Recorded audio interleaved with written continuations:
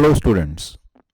तो आज हम करेंगे लाइट रिफ्लेक्शन एंड रिफ्रैक्शन का क्विक रिवीजन। तो ये क्लास 10th का जो टॉपिक है साइंस में, तो हम उसका क्विक रिवीजन करेंगे। ऑलरेडी इसको हम डिटेल में पहले पढ़ा चुके हैं। अगर आपने देखा है तो अच्छी बात है, नहीं देखा है और देखना चाहते हैं तो नीचे डिस्क्रिप्शन में मैं उसका प्लेलिस्ट का लिंक शेयर कर दूंगा, जहाँ से आप डिटेल में इस पूरे टॉपिक को पढ़ सकते हैं, समझ सकते हैं। और इस वीडियो में हम क्विक रिवीजन करेंगे। और ये जो वीडियो है मैंने पावर पॉइंट प्रेजेंटेशन की फॉर्म में बनाया है, और इसका मैं पीडीएफ भी नीचे डिस्क्रिप्शन में लिंक दे दूंगा, वहाँ से आप डाउनलोड कर सकते हैं, जिससे कि आपको बाद में रेफ़र करना है तो आप क्विकली उसको रेफ़र कर सकते हैं। और डिस्क्रिप्शन में नीचे मैं एक इम्पॉर्टेंट क्वेश्चंस जो इस टॉपिक से आते रहते हैं बोर्ड एग्ज़ाम्स में, उनका भी एक पीडीएफ शेयर करूंगा, तो आप वो भी डेफिनेटली उसको सॉल्व करें। और अगर आपने वो कर लिया तो ऑलमोस्ट आप जितने भी क्वेश्चंस आते हैं बोर्ड एग्ज़ाम्स में उनको कंफर्टेबली कर सकते हैं इस टॉपिक से। तो मैं अपने बारे में बता दूं, मैं रितेश अग्रवाल हूं। मैंने बीटेक किया हुआ आईआईटी मुंबई से। करंटली मैं अभी भोपाल में हूं और फिज़िक्स पढ़ाता हूं बच्चों को। चलिए अब हम शुरू करते हैं इस चैप्टर का क्विक रिवीजन। तो लाइट एंड इट्स प्रॉपर्टीज। तो लाइट क्या होती है? तो it is a form of energy that causes the sensation of site, and study of light is called optics. तो लाइट क्या है? एनर्जी है जो साइट, देखने की सेंसेशन डेवलप करती है, पैदा करती है। और लाइट की स्टडी को हम क्या बोलते हैं? ऑप्टिक्स। कुछ प्रॉपर्टीज़ जो हमें लाइट की पता होनी चाहिए। तो लाइट वैक्यूम में कितनी स्पीड से ट्रैवल करता है? 3 × 10⁸ मीटर पर सेकेंड। लाइट स्ट्रेट लाइन में ट्रैवल करती है। लाइट ट्रांसपेरेंट मीडियम से पास कर जाती है। लाइट की जो वेवलेंथ है वो 4 × 10⁻⁷ मीटर से 7 × 10⁻⁷ मीटर होती है। या हम इसको भी ऐसे भी बोलते हैं 4000 एंगस्ट्रॉम टू 7000 एंगस्ट्रॉम। एंगस्ट्रॉम होता है 10⁻⁻10। आगे सीनियर क्लासेस में आप ज़्यादा यूज़ करोगे इस टर्म को। Light does not require medium for propagation. तो लाइट को प्रोपेगेशन के लिए मीडियम की रिक्वायरमेंट नहीं होती। मतलब ऐसा नहीं कि वो मीडियम में प्रोपेगेट नहीं करती, वो मीडियम में भी प्रोपेगेट कर सकती है और बिना मीडियम के भी प्रोपेगेट कर सकती है। ये बताना क्यों इंपॉर्टेंट है? क्योंकि साउंड जो है उसके लिए मीडियम चाहिए, वो वैक्यूम में प्रोपेगेट नहीं कर सकती। और लाइट जो है reflection and refraction phenomenon show करती है। फिर हम बात करते हैं रिफ्लेक्शन ऑफ लाइट की। तो रिफ्लेक्शन क्या होता है? लाइट का वापस से सेम मीडियम में लौटना, returning of light in the same medium after striking a surface, इसी को रिफ्लेक्शन बोला जाता है। अब रिफ्लेक्शन में जो लाइट इंसिडेंट होती है, जो आती है सरफेस पे, उसको इंसिडेंट रे बोलते हैं। जो टकरा कर वापस जाती है उसको रिफ्लेक्टेड रे बोलते हैं। सरफेस से जो परपेंडिकुलर है उसको नॉर्मल बोलते हैं। नॉर्मल से जो इंसिडेंट रे का एंगल है उसको एंगल ऑफ इंसिडेंस बोलते हैं। और जो रिफ्लेक्टेड रे का एंगल है नॉर्मल से, उसको एंगल ऑफ रिफ्लेक्शन बोलते हैं। दो लॉज हैं रिफ्लेक्शन के। पहला लॉ क्या है? Incident ray, reflected ray and normal to the reflecting surface lie in the same plane. तो इंसिडेंट रे, रिफ्लेक्टेड रे और नॉर्मल तीनों सेम प्लेन में लाई करेंगे।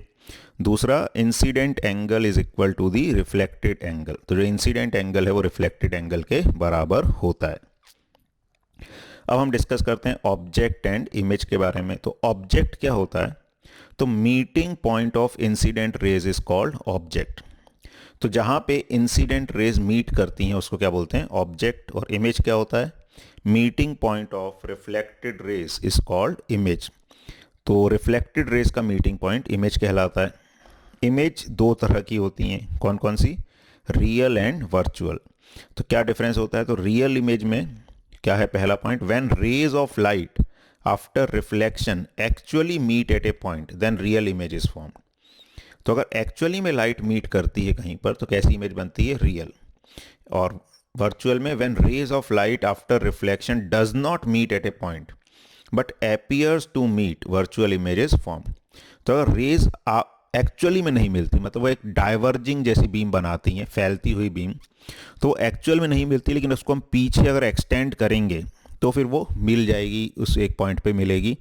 तो ऐसी इमेज को वर्चुअल इमेज बोला जाता है। फिर real image can be obtained on screen, virtual images can not be obtained on screen. Real image is formed in front of mirror. Mirror के केस में रियल इमेज कहाँ बनती है? मिरर के सामने। और virtual image is formed behind the mirror. और ये मिरर के केस में रियल इमेज हमेशा कैसी होगी, इन्वर्टेड, और वर्चुअल इमेज हमेशा कैसी होगी, इरेक्ट। फिर हम reflection from a plane mirror को थोड़ा सा डिस्कस करें। तो प्लेन मिरर हम रोज़ देखते ही हैं, सुबह जब भी तैयार होते हैं, ठीक है। तो प्लेन मिरर क्या होता है, एक सिंपल सा ग्लास सरफेस होता है जिसकी एक साइड को पॉलिश कर दिया जाता है। अब इससे जो इमेज बनती है उसकी कुछ प्रॉपर्टीज़ हमको पता होनी चाहिए कि the image formed by plane mirror is virtual and erect. तो जो प्लेन मिरर से इमेज बनती है वो कैसी होती है, वर्चुअल होती है और इरेक्ट होती है। The image formed by plane mirror is of same size as that of the object. तो जो ऑब्जेक्ट का साइज है वही इमेज का साइज होता है। The image formed is literally inverted, literal inversion होता है, मतलब राइट हैंड की इमेज लेफ्ट हैंड जैसी दिखेगी। यहाँ हम अल्फ़ाबेट्स को देखें तो ए की इमेज तो सही दिखेगी लेकिन बी जो है उल्टा दिखाई देगा। या कई बार अपन देखेंगे मिरर में अगर हम किसी टेक्स्ट को लिख के पढ़ने की कोशिश करें तो पढ़ा नहीं जा पाता, क्यों, क्योंकि वो लिटरल इन्वर्जन हो जाता है। फिर the image formed by a plane mirror is at the same distance behind the mirror as the object is in front of it. तो प्लेन मिरर से ऑब्जेक्ट और इमेज की डिस्टेंस क्या होती है, बराबर होती है। प्लेन मिरर के यूजेस क्या हैं, तो used as a looking glass, तो हम अपनी शक्ल वगैरह देखने के लिए जो यूज़ करते हैं जनरली प्लेन मिरर यूज़ करते हैं। यूज्ड इन कैलाइडोस्कोप, कैलाइडोस्कोप क्या होता है आपने शायद देखा हो, हम 3 या 4 मिरर लेते हैं और मिरर की ऐसे पतली पतली मतलब एक स्ट्रिप्स लेते हैं रेक्टेंगुलर टाइप की और उनको जोड़ देते हैं और उसके बीच में कुछ बैंगल्स, पेबल्स, कलरफुल चीज़ें डाल देते हैं, तो वो मल्टीपल रिफ्लेक्शंस के कारण ऐसे कलरफुल पैटर्न शो करता है, उसको कैलाइडोस्कोप बोलते हैं। यूज्ड इन सोलर कुकर, तो सोलर कुकर में एक रिफ्लेक्टिंग सरफेस होता है, यहाँ पे ये प्लेन मिरर होता है, तो प्लेन मिरर से लाइट को रिफ्लेक्ट करके ये जो फूड आइटम्स हैं इनके ऊपर भेजा जाता है। यूज्ड इन पेरिस्कोप, पेरिस्कोप को सबमरीन्स में भी यूज़ किया जाता है, यार हमको किसी ऊपर वाली चीज़ को देखना है, हम नीचे से देख रहे हैं, जैसे सबमरीन्स में क्या होता है कि सबमरीन पानी के अंदर है, अब हमें बाहर की कोई चीज़ देखनी है, तो क्या होता है ऐसे एक वर्टिकल ये ट्यूब जैसी होती है, तो इसका ये वाला एंड ऊपर की तरफ होता है, बाहर की तरफ, इसमें एक प्लेन मिरर लगा होता है, तो ऑब्जेक्ट की इमेज इस प्लेन मिरर में बनती है। फिर इस प्लेन मिरर से जो इमेज बनती है वो इस प्लेन मिरर के लिए ऑब्जेक्ट का काम करती है, तो ये प्लेन मिरर फिर से उसकी इमेज बना के हमको देखने में हेल्प करता है। अब हम बात करें रिफ्लेक्शन बाय स्फेरिकल मिरर, तो स्फेरिकल मिरर्स जो होते हैं वो क्या होते हैं, are the reflecting part of a hollow sphere. तो हम एक हॉलो स्फीयर को क्या करते हैं, कट करते हैं, ठीक है, जैसे एक संतरा है उसका हमने एक छोटा सा पार्ट कट कर लिया, तो एक क्या बनेगा, सर्कल जैसा बनेगा जो थोड़ा सा दबा हुआ होगा। तो उस दबे हुए पार्ट में से अगर हम आउटर साइड को पॉलिश कर देते हैं तो इनर साइड रिफ्लेक्टिंग हो जाती है, इसको कॉनकेव मिरर बोला जाता है। और अगर हम इनर साइड को पॉलिश कर देते हैं, आउटर साइड रिफ्लेक्टिंग हो जाती है, उसको हम कॉन्वेक्स मिरर बोलते हैं। तो 2 टाइप के स्फेरिकल मिरर होते हैं। कॉनकेव मिरर तो क्या होता है, it is the part of hollow sphere whose outer part is silvered या पॉलिश्ड, वही एक ही बात है, and an inner part is reflecting, तो जिसका आउटर पार्ट सिल्वर्ड है, इनर पार्ट रिफ्लेक्टिंग है। They are called convergent mirror, इनको कन्वर्जेंट मिरर भी बोलते हैं क्योंकि ये लाइट रेज को कन्वर्ज करते हैं, मतलब अगर रेज ऐसे पैरेलल आ रही हैं तो उनको कन्वर्ज करा देंगे। फिर कॉन्वेक्स मिरर क्या होता है, it is part of hollow spheres whose outer part is reflecting, तो इनका आउटर पार्ट रिफ्लेक्टिंग होता है और इनर पार्ट सिल्वर्ड होता है। इनको डाइवर्जेंट मिरर भी बोलते हैं क्योंकि ये पैरेलल रे को क्या करते हैं, डाइवर्ज करा देते हैं। कुछ इंपॉर्टेंट डेफिनेशंस जो हमें पता होनी चाहिए मिरर के केस में, तो सेंटर ऑफ कर्वेचर, तो सेंटर ऑफ कर्वेचर क्या होता है, तो centre of the sphere of which the spherical mirror is part. तो अगर हमने एक स्फीयर जो है, एक स्फीयर से हमने जो मिरर बनाया है ये, तो उस स्फीयर का सेंटर क्या कहलाता है, सेंटर ऑफ कर्वेचर, ठीक है। तो हम मिरर कैसे बनाते हैं, एक स्फीयर को कट करके, तो उस स्फीयर का सेंटर ऑफ कर्वेचर कहलाता है।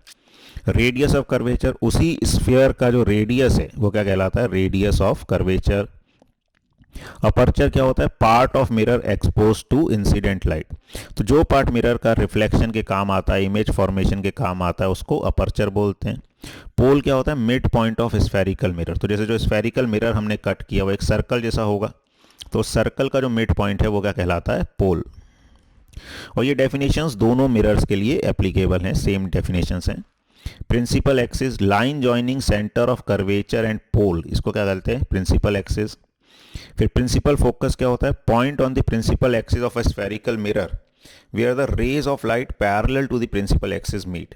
तो अगर रेज पैरेलल आ रही हैं वो रिफ्लेक्शन के बाद जहाँ पर मिलेंगी उसको क्या बोला जाता है, प्रिंसिपल फोकस। ठीक है, तो एक्चुअली कॉन्केव मिरर के केस में तो एक्चुअल में मिलती हैं तो इसको रियल फोकस होता है। कॉन्वेक्स मिरर के केस में क्या होती है, वो डाइवर्ज हो जाती हैं और इधर वापस लौट के नहीं मिलेंगी लेकिन पीछे एक्सटेंड कराएंगे तो मिलेंगी। तो कैसा फोकस होता है, वर्चुअल फोकस होता है। फिर फोकल लेंथ क्या होती है, distance between pole and principal focus of the spherical mirror. तो पोल और जो फोकस है उसके बीच की डिस्टेंस को क्या बोला जाता है, फोकल लेंथ बोला जाता है।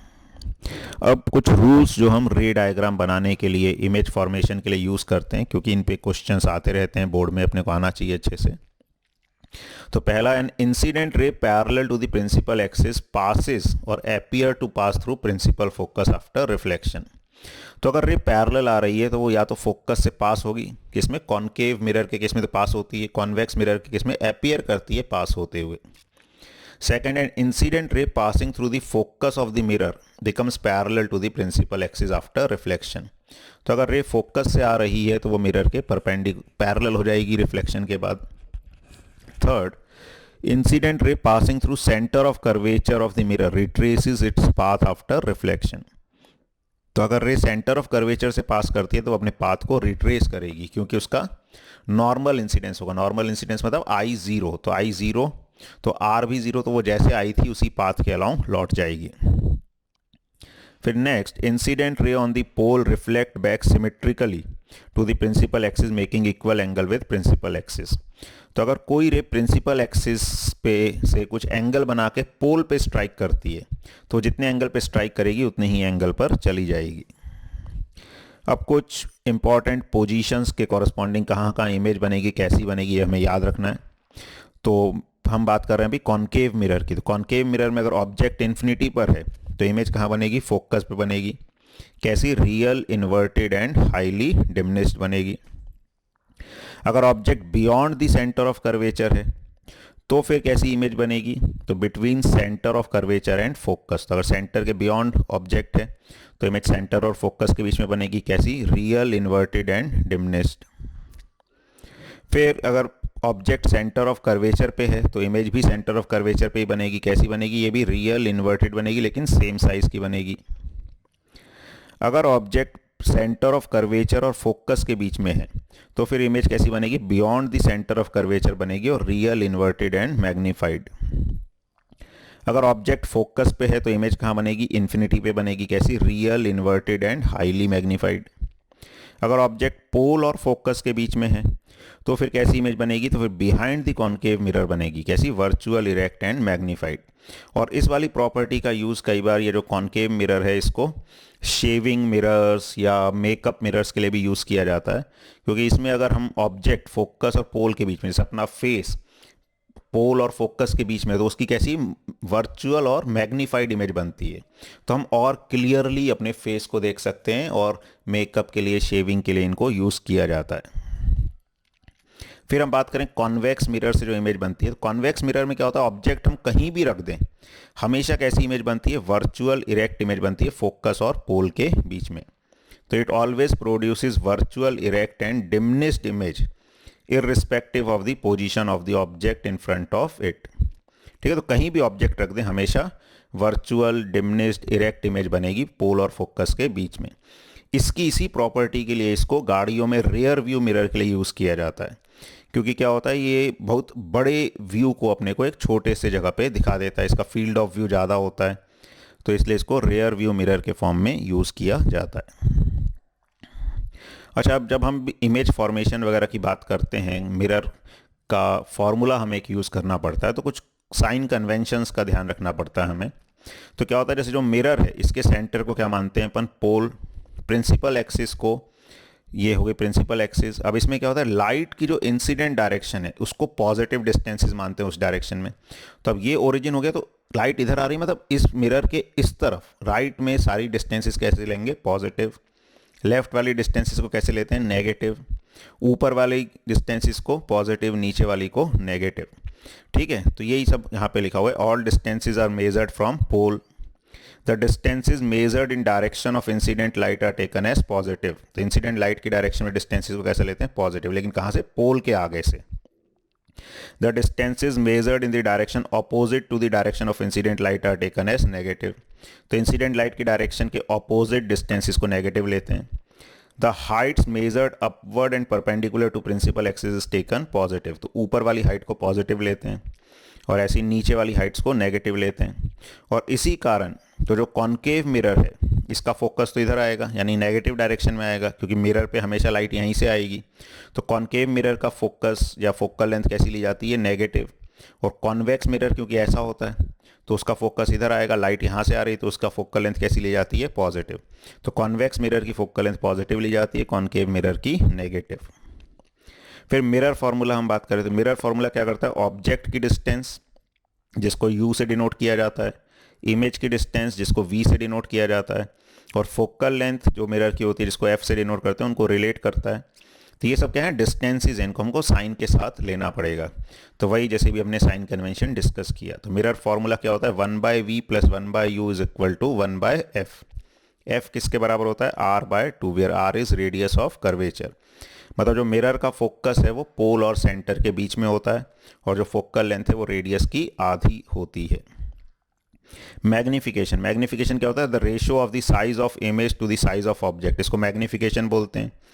तो magnification size of image upon size of object, यानी कि h'/h, और ये किसके बराबर होता है? -v/u। प्लेन मिरर के केस में मैग्निफिकेशन +-1 होता है। +1 कब होगा? जब ऑब्जेक्ट मिरर के पैरेलल रखा हुआ है तो इमेज वैसी की वैसी सेम साइज की बन जाएगी, इरेक्ट।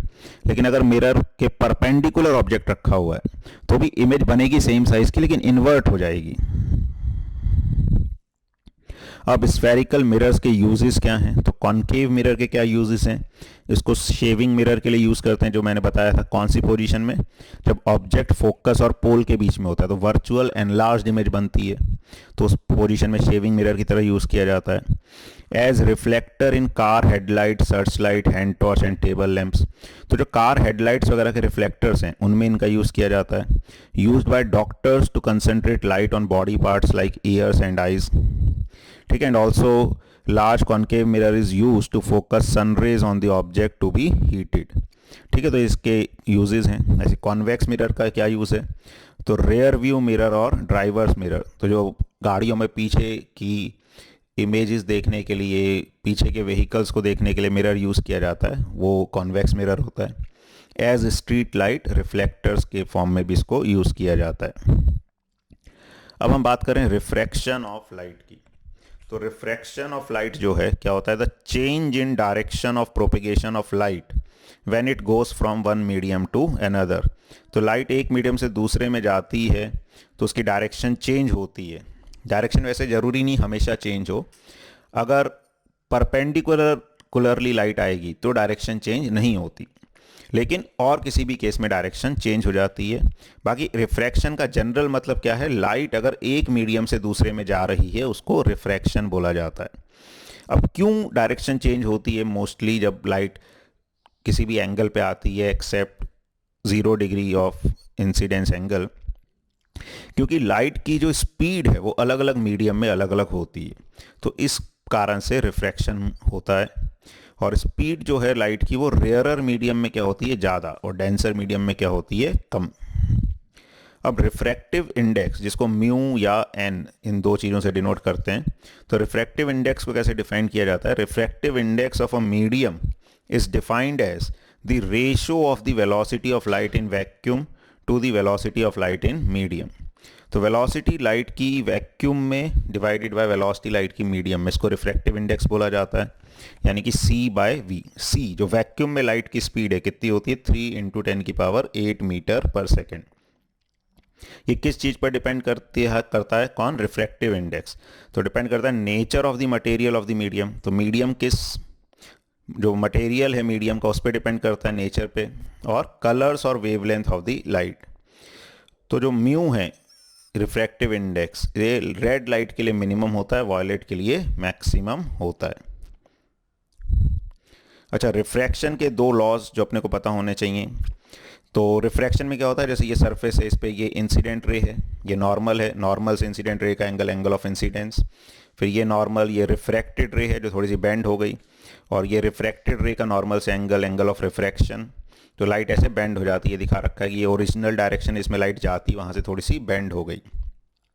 तो पहला लॉ क्या कहता है, the incident ray, the refracted ray and the normal to the surface separating the two media lie in the same plane. ये लगभग वैसा ही है जैसे रिफ्लेक्शन में पहला लॉ था। तो वहाँ पे रिफ्लेक्टेड रे थी, यहाँ पे रिफ्रैक्टेड रे है। तो इंसिडेंट रे, रिफ्रैक्टेड रे और जो नॉर्मल है वो तीनों सेम प्लेन में लाई करेंगे। और दूसरा लॉ है, क्या कहता है, the ratio of sine of the angle of incidence to the sine of the angle of refraction is constant for a pair of two media. तो एंगल ऑफ इंसिडेंस भाई नॉर्मल से जो हम मेजर करते हैं, ऐसे रिफ्रैक्शन भी normal से। तो sine i by sine r क्या होता है, कांस्टेंट, और वो कांस्टेंट किसके बराबर होता है, रिफ्रैक्टिव इंडेक्स के बराबर। इसको स्नेल्स लॉ भी बोला जाता है। अच्छा, अब हम लेंस की बात करें तो लेंस क्या होता है, लेंस एक ट्रांसपेरेंट मीडियम होता है जो दो रिफ्रैक्टिंग सरफेसेस से घिरा हुआ होता है, बाउंडेड होता है। लेंस मेनली दो तरह के होते हैं, कॉन्वेक्स लेंस। कॉन्वेक्स लेंस कौन से होते हैं, जो जनरली बीच से मोटे होते हैं और साइड से पतले होते हैं, वो कॉन्वेक्स लेंस होते हैं। और कॉनकेव लेंस, कॉनकेव लेंस कौन से होते हैं, जो साइड से मोटे होते हैं और बीच से पतले होते हैं। अब ये जो लेंस हैं इनको भी हम तीन तीन कैटेगरीज में डिवाइड कर देते हैं। तो कॉन्वेक्स या कन्वर्जिंग लेंस भी बोला जाता है इसको, क्योंकि ये लाइट को क्या करता है, कन्वर्ज। ये तीन तरह के होते हैं, बाई कॉन्वेक्स या डबल कॉन्वेक्स। अगर उसके दोनों सरफेस कॉन्वेक्स हैं तो वो बाई कॉन्वेक्स या डबल कॉन्वेक्स कहलाता है। प्लेनो कॉन्वेक्स, अगर एक सरफेस प्लेन है एक कॉन्वेक्स तो वो प्लेनो कॉन्वेक्स कहलाता है। कॉनकेवो कॉन्वेक्स, अगर एक सरफेस कॉनकेव है एक कॉन्वेक्स तो वो कॉनकेवो कॉन्वेक्स। बाकी एक चीज़ नोटिस करोगे कि इसमें सभी लेंसेज बीच से मोटे हैं, साइड से पतले। तो बीच से मोटे और साइड से पतले हैं तो उनका बिहेवियर कैसा होता है, कॉन्वेक्स या कन्वर्जिंग लेंस का। अब ऐसे कॉनकेव या डाइवर्जिंग लेंस की हम बात करें तो ये भी तीन तरह के होते हैं, बाई कॉनकेव और डबल कॉनकेव। अगर इसके दोनों सरफेसेस कॉनकेव हैं तो बाई कॉनकेव या डबल कॉनकेव। प्लेनो कॉनकेव, अगर एक सरफेस प्लेन है एक कॉनकेव है। कॉन्वेक्सो कॉनकेव, अगर एक सरफेस कॉन्वेक्स है एक सरफेस कॉनकेव है। ठीक है, अब इसमें देखोगे ये सारे बीच से पतले हैं और साइड से मोटे हैं। तो कई बार हम कंफ्यूज होते हैं कि कॉनकेवो कॉन्वेक्स और कॉन्वेक्सो कॉनकेव एक से होंगे, एक से नहीं होंगे। अगर वो कॉन्वेक्स लेंस है, मतलब कॉनकेवो कॉन्वेक्स, तो बीच से मोटा है साइड से पतला। और कॉन्वेक्सो कॉनकेव है तो वो बीच से पतला होगा, साइड से मोटा होगा। अच्छा, अब इसमें जो रूल्स होते हैं रे डायग्राम के लिए लेंस में, तो क्या होता है, ray parallel to principal axis passes और appears to pass through the principal focus after passing through the lens. तो जो कॉन्वेक्स लेंस है उसमें तो रे पैरेलल आती है तो एक्चुअली में फोकस से पास कर जाती है। कॉनकेव में जो रे पैरेलल आती है वो डाइवर्ज हो जाती है, क्योंकि ये डाइवर्जिंग लेंस है, और फोकस से आती हुई अपीयर होती है। फिर second, a ray passing through the principal focus becomes parallel to the principal axis after passing through the lens। तो यहाँ पे थोड़ा सा टाइपिंग मिस्टेक हुई है, तो ये 2 और 3 होना चाहिए था, कोई बात नहीं, समझ आ रहा है सबको। Ray passing through the principal focus, तो अगर ये फोकस से जा रही है तो पैरेलल हो जाएगी। तो कॉन्वेक्स के केस में तो एक्चुअली में वो फोकस से जाएगी तो पैरेलल होगी, और कॉनकेव के केस में जो रे फोकस की तरफ जा रही होती है वो मुड़ जाएगी, डाइवर्ज हो जाएगी, प्रिंसिपल एक्सिस से दूर चली जाएगी और पैरेलल हो जाएगी। और इसके बाद रे passing through optical centre of lens goes undeviated, तो अगर कोई रे ऑप्टिकल सेंटर से जा रही है तो वो अनडेविएटेड चली जाएगी। अब formation of image by convex lens, तो कॉन्वेक्स लेंस से भी कुछ पोजीशंस के लिए हमें इमेज का ध्यान रखना है। तो अगर ऑब्जेक्ट इन्फिनिटी पे है तो इमेज कहाँ बनती है, फोकस पे बनती है। कैसी, real, inverted and highly diminished. इस पोजीशन का यूज़ किया जाता है एस्ट्रोनॉमिकल टेलीस्कोप, जैसे हम स्टार्स, मून्स, इन सब चीज़ों को, एस्ट्रोनॉमिकल एलिमेंट्स को, चीज़ों को देखते हैं तो वो ऑब्जेक्ट बहुत दूर हैं तो हम उनको इन्फिनिटी पे मान सकते हैं, तो उनकी इमेजेस फोकस पे बनती है। तो ये जो पोजीशन है, ओरिएंटेशन है, ये यूज़ होती है एस्ट्रोनॉमिकल टेलीस्कोप में। फिर position of object beyond 2f, अगर 2f के बियॉन्ड है ऑब्जेक्ट तो इमेज कहाँ बनती है, बिटवीन f एंड 2f। कैसी बनती है, रियल, इन्वर्टेड एंड डिमिनिश्ड। इस पोजीशन का यूज़ होता है कैमराज में। फिर थर्ड, अगर ऑब्जेक्ट 2f पे है तो इमेज भी कहाँ बनेगी, 2f पे बनेगी। कैसी, real, inverted and same size की बनेगी। इस पोजीशन का यूज़ होता है टेरेस्ट्रियल टेलीस्कोप। तो टेरेस्ट्रियल टेलीस्कोप्स क्या होते हैं, जिसमें हम ज़मीन पे ही किसी ऑब्जेक्ट को देखते हैं, किसी पर्सन को देखना है, किसी बिल्डिंग को देखना है दूर से। तो ये क्या करता है, बेसिकली जो इमेज इन्वर्टेड बनती है उसको इरेक्ट करने का काम करता है। फिर पोजीशन ऑफ ऑब्जेक्ट अगर f और 2f के बीच में है तो इमेज कहाँ बनती है, बियॉन्ड 2f, कैसी, रियल, इन्वर्टेड एंड मैग्नीफाइड। इस पोजीशन का यूज़ किया जाता है सिनेमा प्रोजेक्टर्स में। फिर अगर पोजीशन ऑफ ऑब्जेक्ट फोकस पे है तो इमेज कहाँ बनती है, इन्फिनिटी पे, real, inverted and highly magnified. इसका यूज़ किया जाता है सर्च लाइट में। तो सर्च लाइट से हमें क्या होता है, पैरेलल बीम भेजनी होती है। तो जो बल्ब वगैरह है उसको फोकस पे रखते हैं और उससे जाने के बाद रेज पैरेलल बीम की फॉर्म में आगे जाती है। फिर अगर पोजीशन है फोकस और ऑप्टिकल सेंटर के बीच में तो इमेज कहाँ बनती है, on the same side of object, कैसी, virtual, upright and larger than the size of the object. ठीक है, इस पोजीशन का यूज़ किया जाता है सिंपल माइक्रोस्कोप में। अब कॉन्केव लेंस के केस में भी, जैसे वहाँ पर होता था कॉन्वेक्स मिरर का केस, यहाँ पे कॉन्केव लेंस के केस में ऑब्जेक्ट कहीं भी रखोगे इमेज हमेशा कैसी बनती है, वर्चुअल बनती है, फोकस और ऑप्टिकल सेंटर के बीच में बनती है और इरेक्ट बनती है। ठीक है, तो it is always virtual, erect and dimness, lying between focus and optical centre. तो कहीं भी रखोगे तो कहाँ बनेगी, फोकस और सेंटर के बीच में। और फोकस पे कब बनेगी, जब रेस कैसी होंगी, पैरेलल, इन्फिनिटी पे ऑब्जेक्ट होगा तो फोकस पे बन जाएंगी। इस लेंस का यूज़ किया जाता है शॉर्ट साइटेडनेस को करेक्ट करने के लिए, जिसको मायोपिया बोलते हैं, हम ह्यूमन आई चैप्टर में पढ़ते हैं उसको। तो वो चैप्टर भी ऑलरेडी हम कवर कर चुके हैं पहले, उसका भी मैं लिंक नीचे शेयर कर दूंगा। और ऐसे में अगर आप लोग चाहते हैं कि इस तरह से मैं शॉर्ट में और भी जो टॉपिक्स हैं उनके वीडियोस लेके आऊं, तो आप कमेंट में रिक्वेस्ट कर सकते हैं, सजेस्ट कर सकते हैं। अगर आप लोगों को अच्छा लग रहा है और ज़्यादा लोग इसके लिए रिक्वेस्ट करेंगे तो हम और भी टॉपिक्स के ऐसे वीडियोस लाएंगे, क्योंकि इसमें हमें भी काफ़ी मेहनत करनी पड़ती है। ऐसा नहीं कि ये बहुत आसान काम है, उनको एक प्रेजेंटेशन फॉर्म में लेके आना, सब चीज़ों को कलेक्ट करना, इंपॉर्टेंट इन्फॉर्मेशन को। तो अगर ज़्यादा आप लोगों का अच्छा रिस्पांस मिलेगा तो ही हम उसको ला पाएंगे। चलो, अब लेंस में क्या कन्वेंशंस, जो साइन कन्वेंशंस हैं वो सब हम देखें। तो यहाँ साइन कन्वेंशंस भी क्या होते हैं, यहाँ भी लगभग वैसे ही होते हैं जैसे मिरर में थे, बस मिरर में लाइट एक ही तरफ से आ सकती है, लेंस में लाइट कहीं से भी, दोनों तरफ से आ सकती है। तो इसमें भी all distances are measured from the optical centre of the lens, then upward height with respect to principal axis taken as positive and downward height is negative. ये मिरर में भी ऐसा ही था। फिर सेम चीज, distance measured in the direction of propagation of light is positive else negative. तो इसमें प्रोपेगेशन की डायरेक्शन में हमेशा कैसे लेंगे, पॉजिटिव डिस्टेंसेस, अदरवाइज नेगेटिव। और यहाँ पे जो कॉन्वेक्स लेंस है उसकी फोकल लेंथ क्या होती है, पॉजिटिव, और कॉन्केव लेंस की नेगेटिव। लेंस फार्मूला क्या करता है, ऑब्जेक्ट डिस्टेंस, इमेज डिस्टेंस और फोकल लेंथ को रिलेट करता है। और क्या होता है, 1/v minus 1/u is equal to 1/f। और मैग्निफिकेशन क्या होता है, size of image upon size of object, और ये v/u के बराबर होता है। तो वहाँ पे क्या था, प्लस साइन था, 1/v प्लस 1/u, और यहाँ पे माइनस था। बेसिकली u को हम माइनस u से रिप्लेस कर दें मिरर फॉर्मूले में तो लेंस के फॉर्मूले आ जाएंगे। अच्छा, अब इसमें क्या होता है, in convex lens magnification is positive when image is virtual and negative when image is real. तो जैसे कॉन्वेक्स लेंस वर्चुअल और रियल दोनों इमेजेस बनाता है। तो जब वर्चुअल इमेज बनाएगा तो मैग्निफिकेशन कैसा आता है, पॉजिटिव, और रियल इमेज में मैग्निफिकेशन नेगेटिव। और कॉन्केव हमेशा ही वर्चुअल इमेज बनाता है, इसलिए मैग्निफिकेशन हमेशा कैसा आएगा, पॉजिटिव आएगा। फिर हम बात करें पावर ऑफ लेंस की एंड में। तो पावर ऑफ लेंस क्या होता है, it measures the degree of convergence और divergence of light falling on it. और पावर क्या होती है, 1/f। तो इसकी एसआई यूनिट होती है डायोप्टर, जिसको डी से डिनोट करते हैं।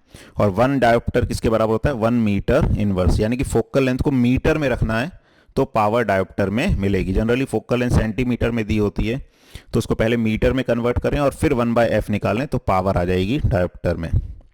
और जैसे कॉन्वेक्स लेंस की फोकल लेंथ पॉजिटिव होती है तो पावर भी क्या आ जाएगी, पॉजिटिव, जिसको कन्वर्जिंग लेंस भी बोलते हैं। तो पावर ऑफ कन्वर्जिंग लेंस और कॉन्वेक्स लेंस इज पॉजिटिव, और ऐसी डाइवर्जिंग या कॉन्केव लेंस की पावर कैसी आ जाएगी, नेगेटिव। तो ये हमने क्विक रिवीजन किया इस चैप्टर का। और जैसे मैंने पहले भी बताया, अगर आप लोगों को लगता है कि ऐसे हम और भी टॉपिक्स का क्विक रिवीजन लेके आएँ तो डेफिनेटली आप कमेंट कीजिए। बाकी आप चाहते हैं कि इससे ज़्यादा से ज़्यादा स्टूडेंट्स का फ़ायदा हो तो वीडियो को लाइक करें और शेयर करें, अपने जितने भी फ्रेंड्स हैं उनसे उनको बताएं इसके बारे में। और डिस्क्रिप्शन में देखें तो कुछ ज़रूरी लिंक्स मैंने दिए हुए हैं, तो उन लिंक्स के थ्रू हम ये पीडीएफ वगैरह डाउनलोड कर सकते हैं और जो वीडियोस हैं, कोर्सेज़ हैं, उनके लिंक्स भी वहाँ पर आपको मिल जाएंगे। Thank you.